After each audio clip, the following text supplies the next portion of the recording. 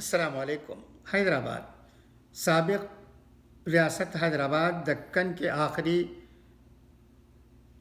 فرما روا آصف صابح نواب میر عثمان علی خان کے پوتے آصف جاہ سامن نواب میر برکت علی مکرم جاہ بہادر کا جست خاکی کی آج شام بذریعہ خصوصی طیارہ ترکی کے استنبول سے حیدرآباد لایا گیا۔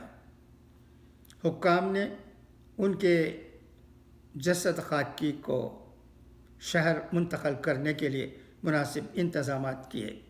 حیدرآباد کے شمس آباد ایئرپورٹ پر کارگو سے تمام سرکاری انتظامات کے بعد جسد خاکی کو پرانے شہر کے قلب میں واقع چو محلہ پیلیس منتقل کیا گیا، جہاں آج شام 7 بجے سے 10 بجے تک آصف جاہی خاندان کے ارکان اور متعلقہ ٹرسٹوں کے ذمہ داروں کے ساتھ ساتھ ملازمین کو دیدار اور دعائے مغفرت کا موقع دیا جا رہا ہے۔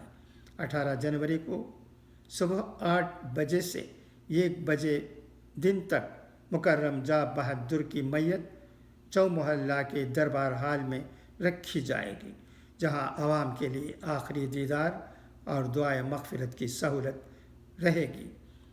دربار ہال میں ایک سمت سے داخل ہونے اور دوسری سمت سے باہر نکلنے کے لیے انتظامات کیے گئے ہیں۔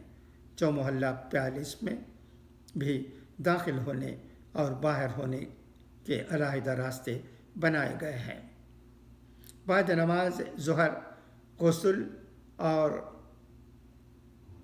تجہیز و تکفین کا دربار ہال سے متصل حصے میں انتظام کیا جائے گا۔ سہ پہر جلوس جنازہ کی روانگی عمل میں آئے گی۔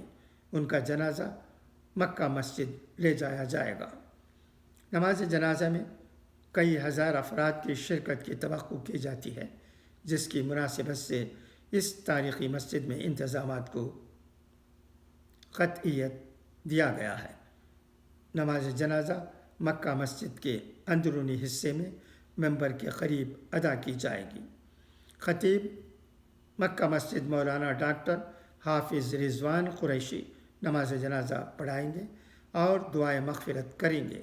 مکرم جاہ بہادر جو ترکی کی خلافت عثمانیہ کے آخری خلیفہ سلطان عبد المجید کے